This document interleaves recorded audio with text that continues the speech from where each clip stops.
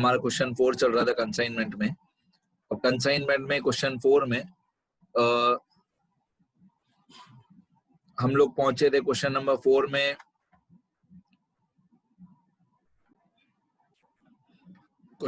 में सेल वाली पॉइंट पे पहुंचे थे, 4th पॉइंट पे। ही sold 5000 litres of oil at the rate of 14 rupees per liter to Garibdas on credit. 5,000 liter at rupees 17. Okay. तो ये जो सेल है 5,000 liters at rupees 17, ये सेल्स हो जाएगा क्रेडिट।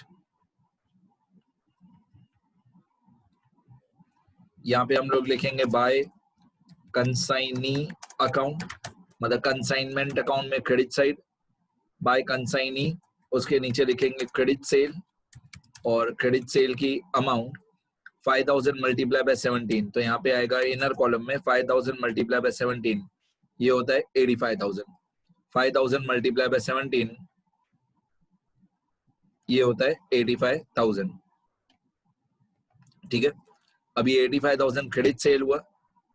कोई भी टाइप का सेल हो, कोई भी टाइप का सेल हो, कंसाइनमेंट अकाउंट में होता है क्रेडिट और कंसाइनी अकाउंट में होगा डेबिट, क्योंकि सेल का पैसा हमेशा, जो सेल का पैसा होगा वो हमेशा कंसाइनी के पास होगा। तो कंसाइनी में डेबिट साइड पे टू कंसाइनमेंट, उसके नीचे क्रेडिट सेल। यहाँ पे कैलकुलेशन लिखने की जरूरत नहीं है, सिर्फ क्रेडिट सेल लिखे, इनर कॉलम में 85,000, डन। तो ये सेल के दो इफेक्ट होते हैं कंसाइनमेंट अकाउंट में। कंसाइनमेंट अकाउंट में क्रेडिट साइड पे बाय कंसाइनी, और कंसाइनी अकाउंट में डेबिट साइड पे टू कंसाइनमेंट। हमेशा सेल के ये दो इफेक्ट होते हैं। ओके, आगे इसके बाद लिखा हुआ है he sold 3830 liters of oil at the rate of 16 per liter for cash। यहाँ पे कैश लिखा हुआ है, तो 3830 liters of oil at the rate of 16 per liter for cash। तो मैं यहाँ पे लिखूंगा 3830, मैं यहाँ पे लिखूंगा cash sales 3830 liters at rupees 16 per liter। तो 3830 liters at rupees 16 per liter, तो ये होता है इक्वल टू 3830 मल्टीप्लाई बाय 16। तो 3830 मल्टीप्लाई बाय 16 ये होता है 61280, 61280। अब यही कैश सेल कंसाइनमेंट अकाउंट में होगा क्रेडिट और कंसाइनी में होगा डेबिट। तो कंसाइनी में डेबिट साइड पे कैश सेल्स, यहाँ पे कैलकुलेशन लिखने की जरूरत नहीं है, 61280 कैश सेल। ओके, उसके बाद he purchased 25 liters of oil at the rate of 16 per liter for his personal use। his मतलब कौन? कंसाइनी। तो कंसाइनी ने 25 लीटर्स खुद के लिए ही ले लिया at rupees 16 per liter। इसको भी कंसाइनमेंट बिजनेस के लिए, इसको भी हम लोग एक सेल ही मानेंगे, चाहे कंसाइनी ने खुद लिया हो, हमारे बिजनेस के लिए तो वो सेल ही है। 25 लीटर्स एट रुपीज 16 पर लीटर। तो कंसाइनी ने 25 लीटर्स खुद के लिए ले लिया, तो यहाँ पे मैं लिखूंगा goods taken by consignee, goods taken by consignee,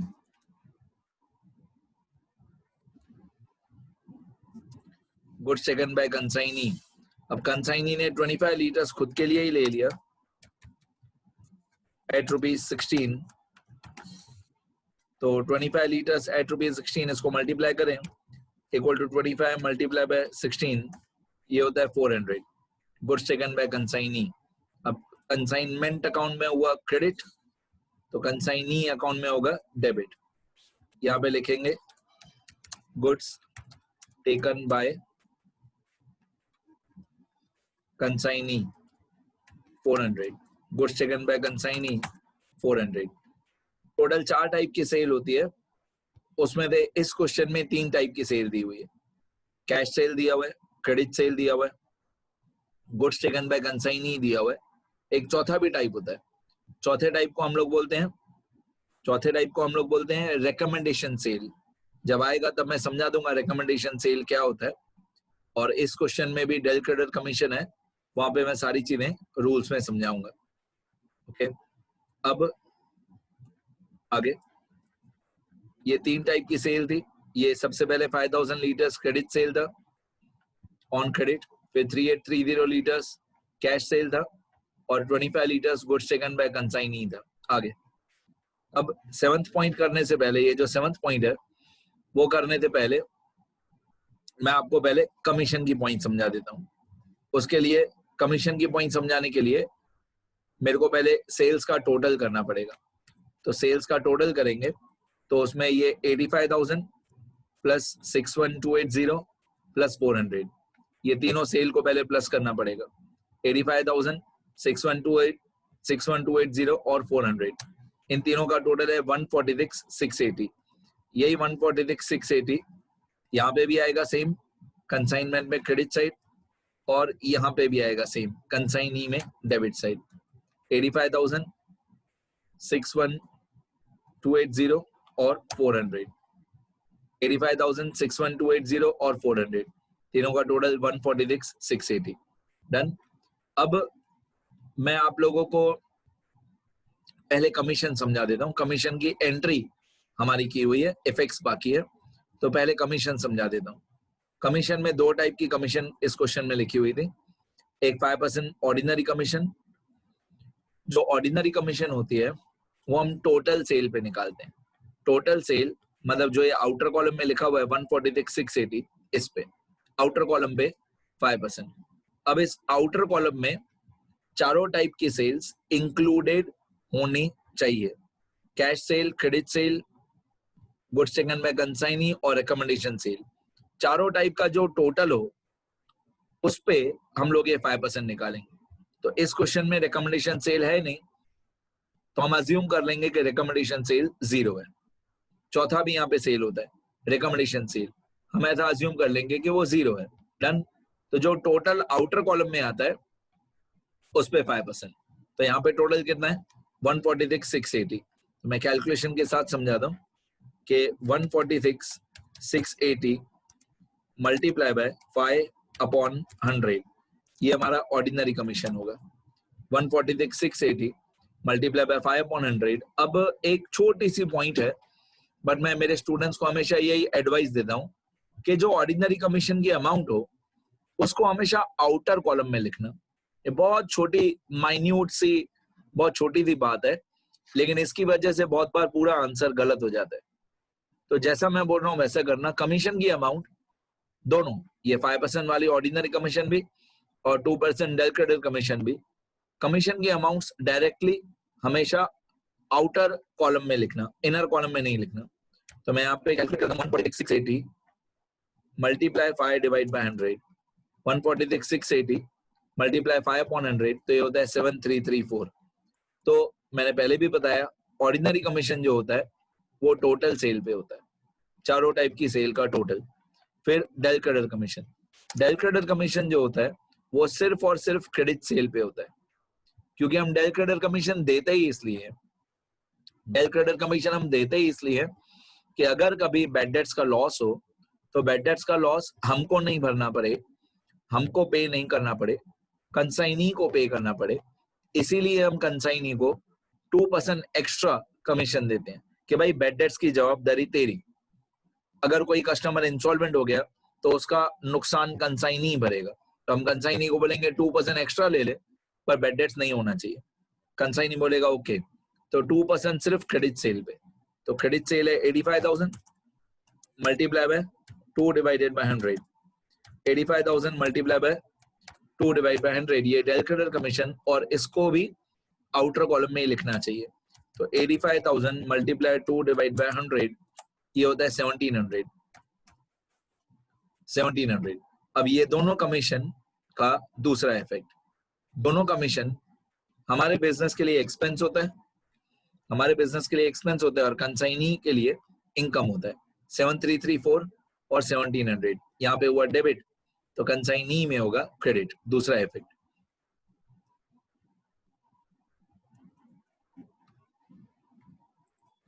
7334 और 1700 और आउटर कॉलम में ही लिखा करो कमीशन की अमाउंट। बाकी सारी अमाउंट कहते पहले मैं इनर कॉलम में लिखता हूँ, फिर टोटल आउटर कॉलम में लिखता हूँ। कमीशन में डायरेक्टली आउटर कॉलम लिखना, मैं उसका रीजन एक दो क्वेश्चन के बाद बताऊंगा। डन। यहां तक हमारी सेल्स की पॉइंट भी हो गई, कमीशन की पॉइंट भी हो गई। अब लास्ट पैराग्राफ क्वेश्चन में बाकी है। आपको याद हो क्रेडिट सेल जो था, क्रेडिट सेल का नाम था गरीबदास। क्रेडिट सेल में क्या नाम था? गरीबदास। ओके, अब ये नाम याद रखना। देखो 7th एडजस्टमेंट में लिखा हुआ है Garibdas was declared insolvent after having recovered ₹80,000 of the, यहाँ पे ऑफ आएगा, of the amount due from him as nothing was recoverable out of the balance, यहाँ पे बैलेंस आएगा, as nothing was recoverable out of the balance money due from him, the said amount was written off as bad debt. यहाँ पे क्या लिखा हुआ है? After having recovered ₹80,000। ठीक है, पहले मैं स्ट्रेट अवे आंसर बता देता हूँ, सुनना ध्यान से। हमने गरीबदास को सेल किया था 85,000 का, हमने गरीबदास को सेल किया था 85,000 का, उसमें से 80,000 रिकवर हो गया, तो बाकी बैड डेट्स कितना हुआ? 5,000 हुआ। ठीक है, अब स्ट्रेट अवे इसका आंसर, यहाँ पे हमारा बैड डेट्स हुआ 5,000, उस 5,000 बैड डेट्स की एंट्री हम लोग 5,000 बैड डेट्स की एंट्री हम लोग नहीं करेंगे, नो एंट्री, बैड डेट्स की एंट्री नहीं करेंगे। क्यों नहीं करेंगे? क्योंकि हमने कंसाइनी को बोला था कि हम कंसाइनी को 2% डेल क्रेडिट कमीशन दे रहे हैं, अगर बैड डेट्स का नुकसान हुआ तो कौन पे करेगा? कंसाइनी। अब बैड डेट्स हुआ 5,000, हम बोलेंगे हमने तो भाई डेल क्रेडिट कमीशन दी है ना, तो हम बैड डेट्स क्यों लिखें? तो हम बैड डेट्स की कोई भी एंट्री नहीं करेंगे। इन शॉर्ट, ये जो एडजस्टमेंट नंबर 7 है, ये जो पॉइंट नंबर 7 है, इसका हम लोग कुछ नहीं करेंगे। ये 5,000 बैड डेट्स कंसाइनी लिखेगा अपनी बुक्स में। कंसाइनी एक अकाउंट बनाता है, कमीशन अकाउंट, उस कमीशन अकाउंट में डेबिट साइड पे आएगा 5,000 बैड डेट्स, वो कंसाइनी ही लिखेगा, वो कंसाइनी का लॉस है, हमारा लॉस नहीं है।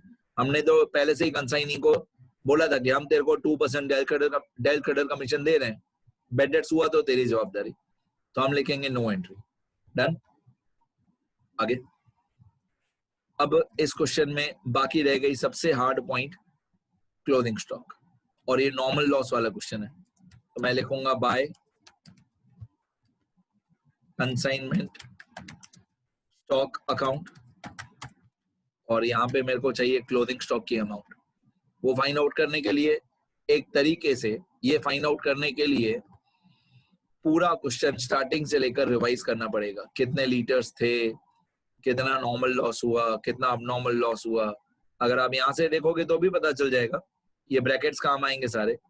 10,000 लीटर थे, उसमें 100 लीटर अबनॉर्मल लॉस हुआ था, 5,000 litre sale, 3830 litres sale, 25 litres sale, और 50 लीटर्स आपको याद हो तो नॉर्मल लॉस भी था 50 लीटर्स।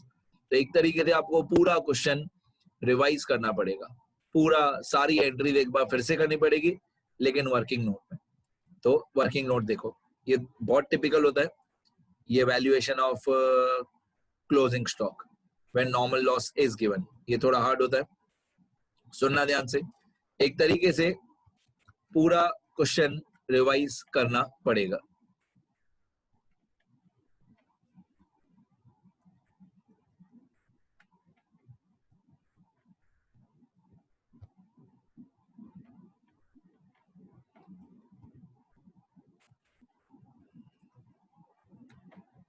चलो, मैंने लाइंस वाइंस भी बना दी अच्छी तरह।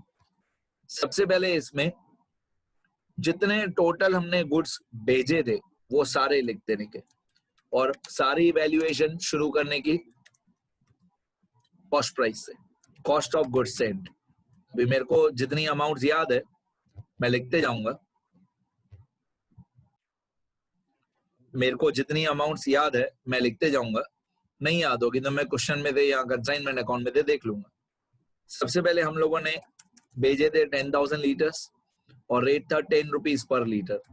तो 10,000 लीटर्स 10 रुपीज पर लीटर, तो ये हुआ 1 लाख।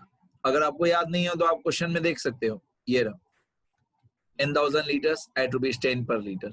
ठीक है, अब ओवरऑल इस क्लोथिंग स्टॉक के सेकंड मेथड का ओवरऑल फॉर्मेट क्या होता है? ओवरऑल फॉर्मेट होता है पहले कॉस्ट ऑफ गुड्स सेंड लिखा, फिर होता है एक्सपेंस लॉस, एक्सपेंस लॉस, ऐसे याद करो, expense loss, expense loss.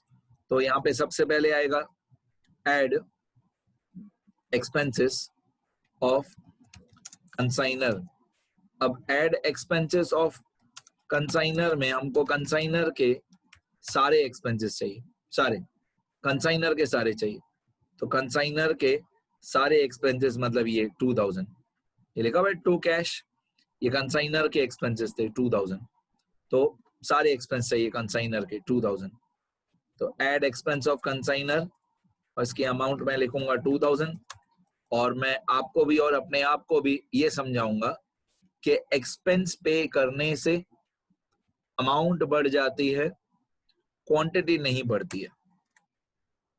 Expense पे करने से अमाउंट बढ़ेगी, क्वांटिटी नहीं, क्वांटिटी 0 प्लस होगी।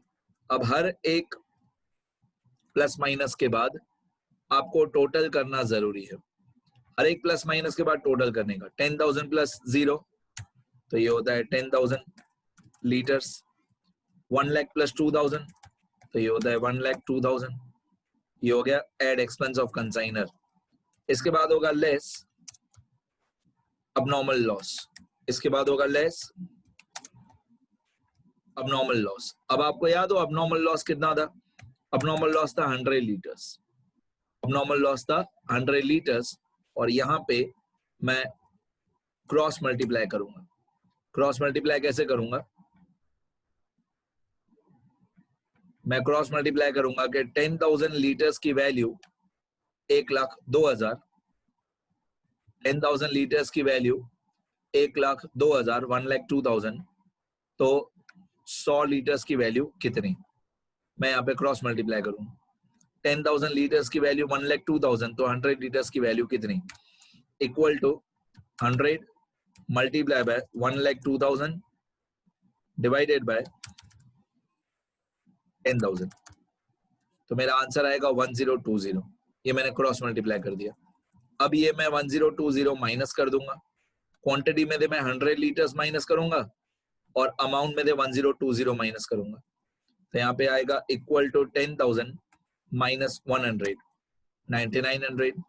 यहाँ पे आएगा इक्वल टू 1,02,000 माइनस 1020, तो आएगा 100,980। अब ये 1020 मैं आपको एक जगह पे और भी दिखा सकता हूँ। ये 1020 हमारा पहले भी एक जगह पे आया था, मैं दिखा देता हूँ आपके नॉलेज के लिए। ये रहा 1020। आपको याद होगा जब हम लोग अबनॉर्मल लॉस निकाल रहे थे तो 1,000 रुपीज था cost of goods plus 20 proportional expense, तो टोटल वैल्यू आई थी हमारी 1020। वही यहाँ पे भी है 1020। ये रहा अबनॉर्मल लॉस 1020। डन। अब एक एक्सपेंस लॉस हो गया, expense of consignor less abnormal loss. इसके बाद आएगा, ये मैं थोड़ा सा डिलीट कर देता हूं।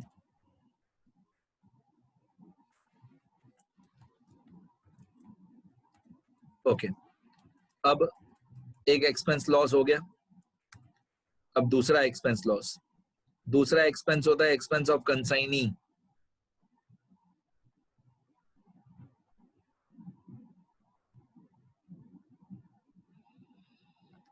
दूसरा एक्सपेंस होता है एक्सपेंस ऑफ कंसाइनी, तो मैं यहाँ पे लिखूंगा एड एक्सपेंसेस ऑफ कंसाइनी। अब कंसाइनी के यहाँ पे जो एक्सपेंसेस होंगे ना बेटा, वो सिर्फ नॉन रिकरिंग एक्सपेंसेस चाहिए। और नॉन रिकरिंग एक्सपेंसेस वो होते हैं जिसको हम लोग बोलते हैं ट्रेडिंग अकाउंट वाले सारे। नॉन रिकरिंग एक्सपेंसेस वो होते हैं ट्रेडिंग अकाउंट वाले सारे।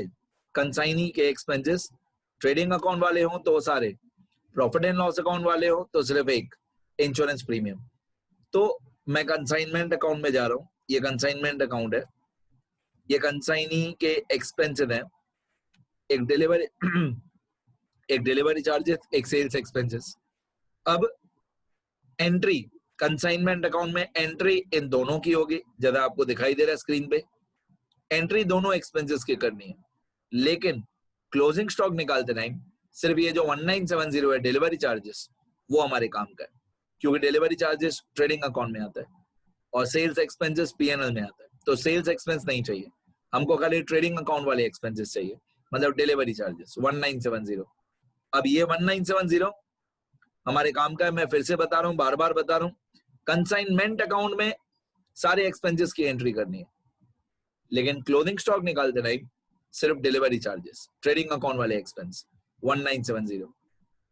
तो मैं यहाँ पे जाऊंगा फॉर्मेट में, ये फॉर्मेट में जाके मैं लिखूंगा 1970 और फिर से वही बात, एक्सपेंस पे करते टाइम अमाउंट बढ़ जाएगी, क्वांटिटी नहीं बढ़ेगी। एक्सपेंस पे करने से अमाउंट बढ़ जाएगी, क्वांटिटी नहीं। ठीक है, अब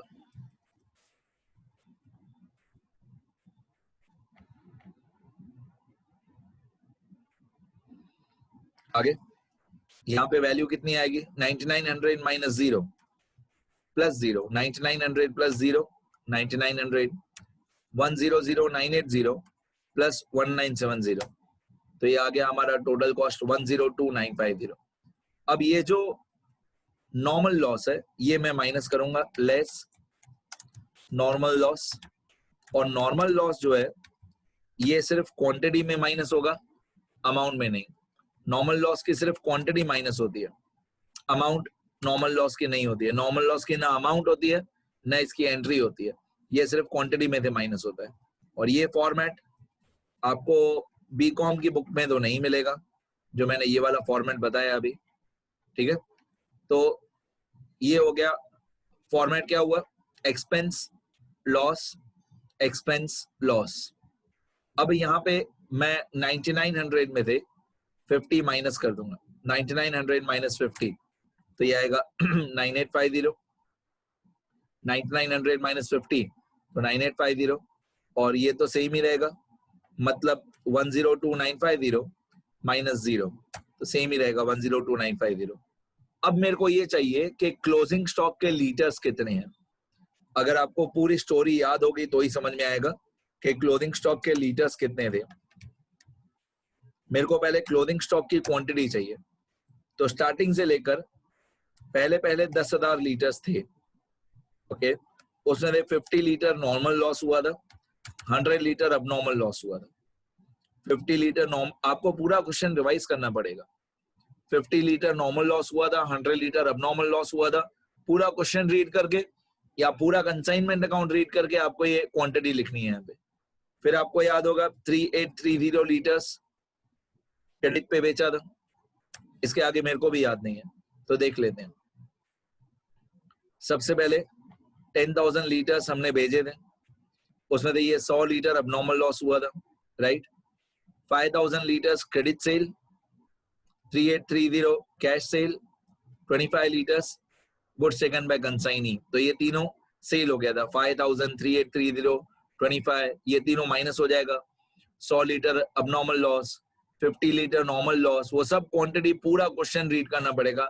यहाँ कंसाइनमेंट अकाउंट में थे, यहाँ ये पूरा एक्चुअल क्वेश्चन रीड करना पड़ेगा, ताकि हमको पता चले कि क्लोजिंग स्टॉक के लीटर्स हैं कितने। क्वेश्चन में नहीं दिए होंगे, आपको बताया हुआ नहीं होगा कि इतना क्लोजिंग स्टॉक के लीटर्स है, वो आपको हमेशा खुद ही फाइंड आउट करना है। तो पूरा क्वेश्चन रीड करके आपको ये क्वांटिटी फाइंड आउट करनी है, एक क्लोजिंग स्टॉक की क्वांटिटी कितनी है। तो 10,000 लीटर्स हमने स्टार्टिंग में भेजे थे, ओके। उसमें 50 लीटर नॉर्मल लॉस था, 100 लीटर अब नॉर्मल लॉस था, 5,000 लीटर कैश सेल था, 3830 litres credit, 5,000 litres credit sale था, 3830 लीटर्स कैश सेल था, 25 लीटर्स कंसाइनी ने खुद के लिए लिए थे, बस इतना ही था। अब ये मैं यहाँ पे सॉल्व करके देखूंगा कि कितना आ रहा है। यहाँ पे एक इक्वल टू की साइन लगा दूंगा तो प्लस माइनस हो जाएगा।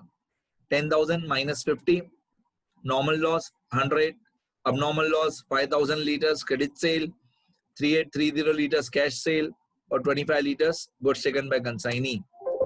तो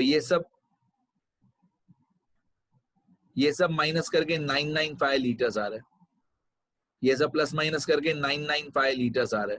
ठीक है, एक बार फिर से चेक करते हैं। 10,000 minus 50 minus 100 minus 5,000 minus 3830 minus 25 995।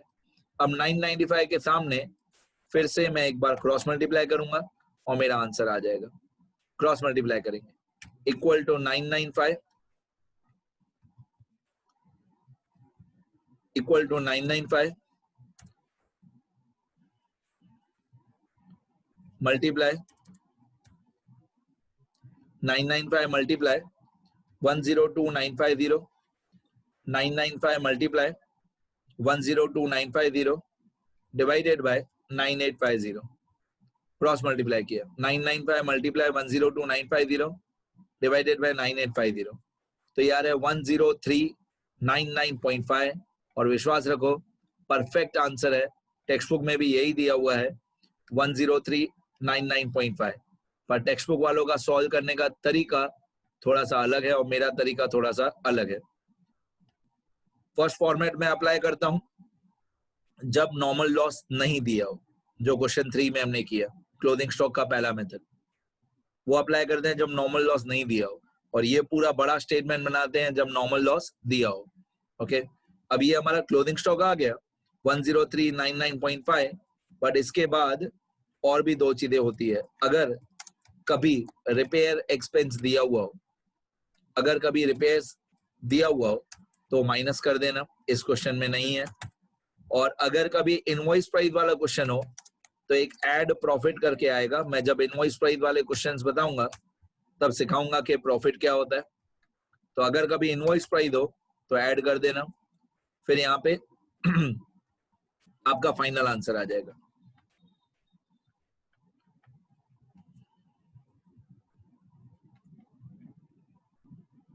यहाँ पे आपका फाइनल आंसर आ जाएगा। ठीक है, यहाँ पे जो वैल्यू आती है उसको बोलते हैं cost price of closing stock. यहाँ पे जो वैल्यू आती है उसको बोलते हैं invoice price of closing stock.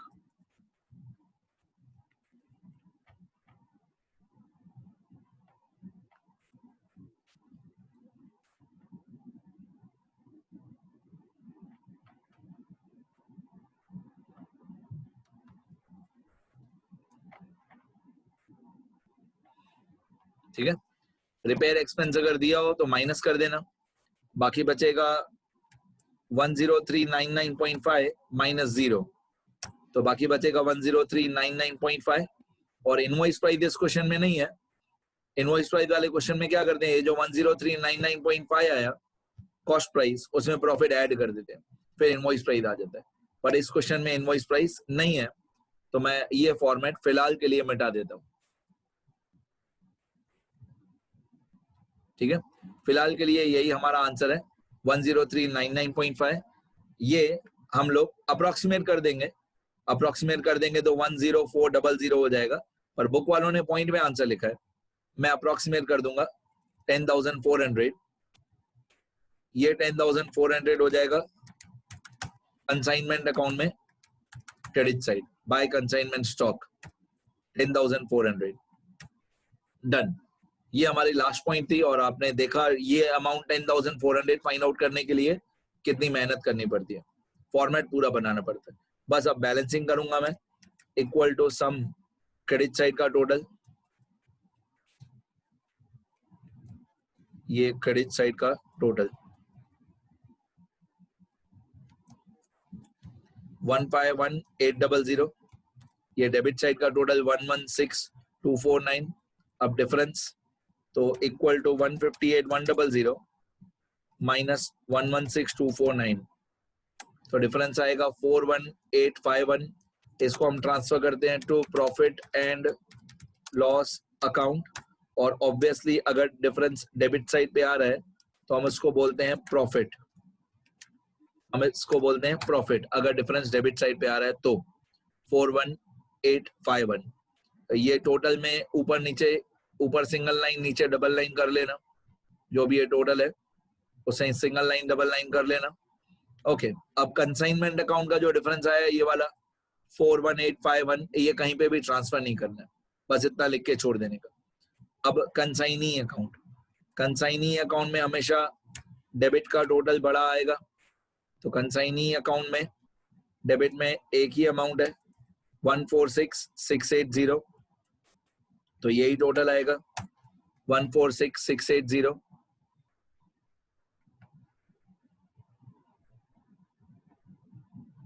अब ये कंसाइनी का टोटल है डेबिट का और एक कंसाइनी का टोटल है क्रेडिट का 62749। अब जितना डिफरेंस आएगा, क्वेश्चन में बोला हुआ था कंसाइनी सेटल्ड द अकाउंट, तो 146680 डेबिट का टोटल 146680 माइनस 62749 माइनस 62749 क्रेडिट का टोटल, तो डिफरेंस आएगा 83931। 83931 ये डिफरेंस आया हमारा 83931। इसको लिख देंगे बाय बैंक अकाउंट, मतलब क्वेश्चन में लिखा हुआ था कि कंसाइनी ने अकाउंट सेटल कर दिया, तो बाय बैंक अकाउंट 83931। और गुड्स एंड नॉन कंसाइनमेंट में ये अकाउंट तो हमारा पहले ही टैली हो गया था, तो मैं एक बार पूरा क्वेश्चन दिखा देता हूँ स्टार्टिंग से लेकर एंडिंग तक, जैसे आप लोग लिख सको सारा। ये कंसाइनमेंट अकाउंट, जो लोग रिकॉर्डेड वीडियो देखेंगे तो पॉज करके लिखते जाना सारा।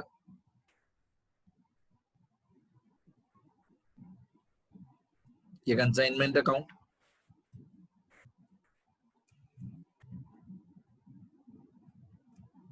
ये कंसाइनी अकाउंट,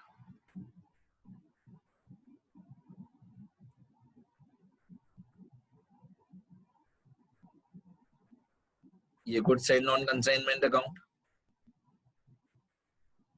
ये अबनॉर्मल लॉस की कैलकुलेशन,